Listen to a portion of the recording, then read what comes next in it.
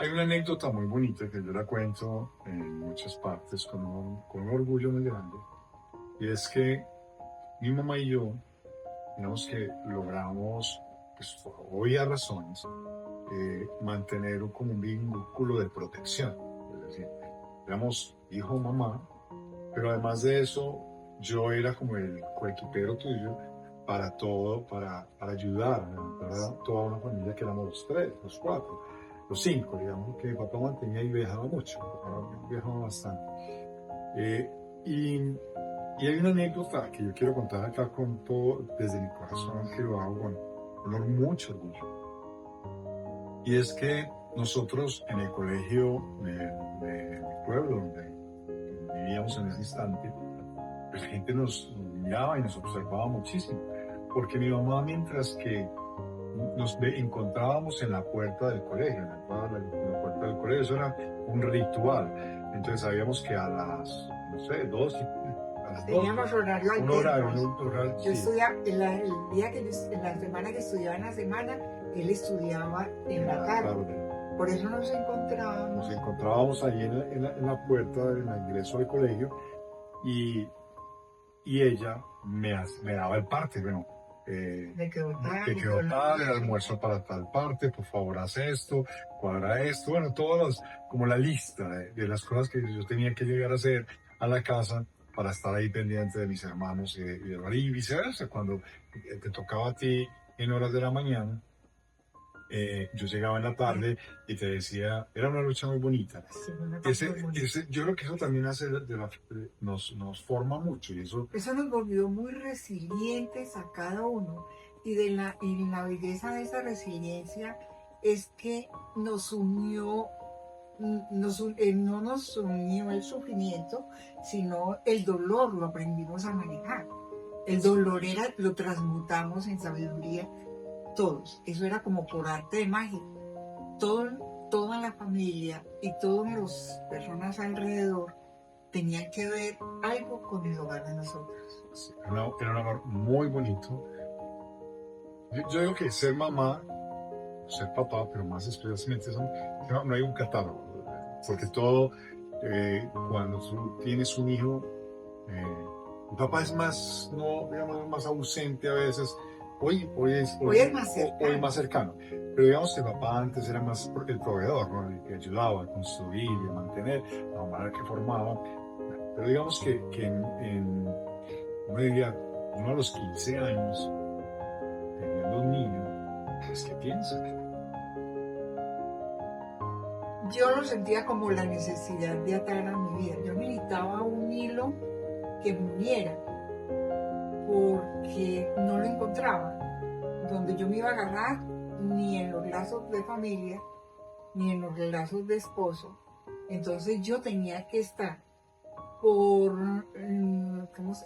por tradición, yo tenía que ser la señora, pero yo tenía que buscar algo que me enamorara, que me diera el sentido de pertenecer en ese hogar. Eso quiere decir que los 2 años, desde los 13 y 14 años, y hasta que nació este bello bebé, eh, pudo haber sido para ti momentos muy difíciles, Sí, de bueno, entender muy la difícil. vida, de entender esa responsabilidad, de entender Se me abrieron 5 heridas.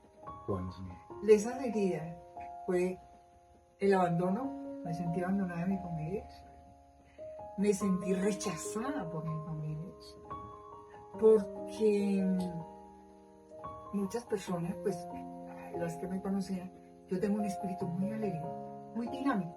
Y lo sigues teniendo. Y lo sigo teniendo, son muy gocetas. Me encanta el humor, me encanta el reírme a veces de la frustración o de las cosas que no las puedo completar o no se me satisfacen. No me las gozo y digo, bueno, en otro momento y esto sería por esto. Y siempre le encuentro como el punto de volver una riqueza para mí.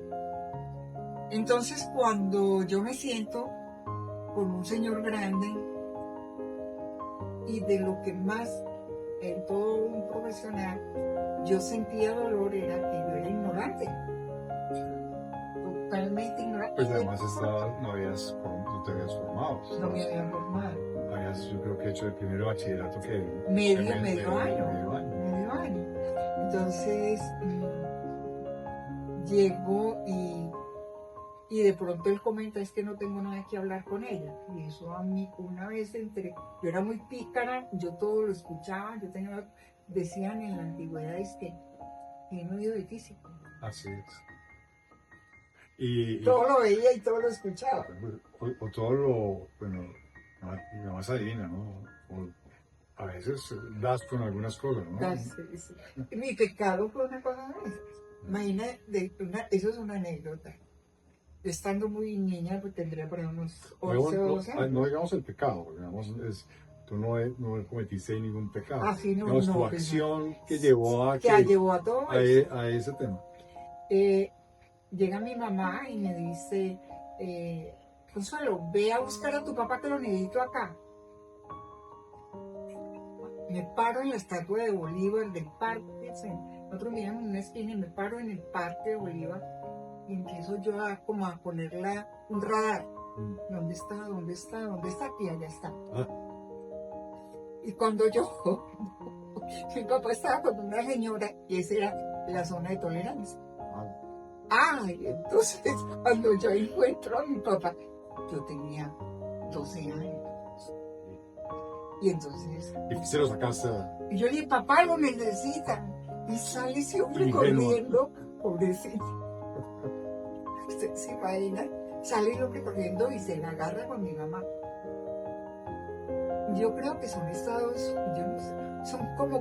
No, pero son situaciones que yo creo que se presentan a todo el mundo. Por eso estas charlas las estamos exteriorizando, porque pues esto lo hemos venido hablando en familia, lo compartimos porque parte del secreto de nuestra existencia pues fue esa forma permanente de diálogo que tú nos tenías a los 5, ¿no? A los 4 y a ti. ¿Cómo hablábamos como si fuéramos uno solo? Tú tenías una frase muy que era muy marcada, pues es famosísima, que es uno para todos y todos para uno. Entonces éramos un bloque de ellos como solidarizándonos con todo, ayudándonos, y obviamente tuve una etapa de formación, porque también me castigó y duro, ¿sí? Entonces, pero en el tema, eso le pasa a todos los hogares, a todas las familias, pues porque somos seres humanos y que tenemos acciones individuales que a veces afectan a la familia, afectan a los hijos, afectan a los entornos.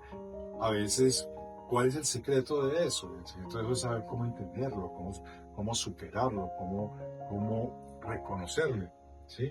¿Qué es lo que se ha venido y que lo que hoy tú, en tu gran experiencia como psicóloga, lo has tenido con tus amados pacientes, por los que los acoges con un amor profundo y sobre todo con un gran respeto por ellos? Entonces, yo creo que eso es parte del tema. Entonces estábamos en que esa acción te llevó precisamente a decirte, ven, esta niña hay que casarla, hay que sacarla, pero no sacarla, pero hay que sacarla porque es tremenda. Además mi mamá era pues, divina, hermosa, como ustedes ven, pero se pueden imaginar mi mamá a los 14 años, pues obviamente tenías también, hay que decirlo, yo te vi las fotos del matrimonio que estaba Marta y Ana ahí al lado tuyo, el matrimonio que casaron con vestido y todo, ¿no? No. Pues yo vi el vestido, o esa era la primera comunión. Esa era la primera comunión. Pero era casi cerquita. Casi cerquita, porque hice la primera comunión de 7 Pero entonces tú fuiste a la iglesia, ¿casarte? Pues claro, yo fui a la iglesia, a mí me casaron. Pero con traje de calle. Con traje de calle. No. No sirve, ni siquiera fue traje blanco. Ni siquiera traje blanco. Eso es que lo digo. Siempre ha sido la promesa de este libro. Pero, y siempre, y entre familia, tienes que escribir. ¿Por qué el de escribir el libro? Porque ha sido como la temática, y yo creo que el libro más el miedo mío. Siempre me sentí, por eso hablaba de las heridas, de sentirme rechazada, abandonada, porque me sentí que, porque una de las otras anécdotas es cuando yo ya llevo como 2 años de casada, no tengo todavía a César, y yo me devuelvo por la casa y yo le digo a mi mamá, yo no me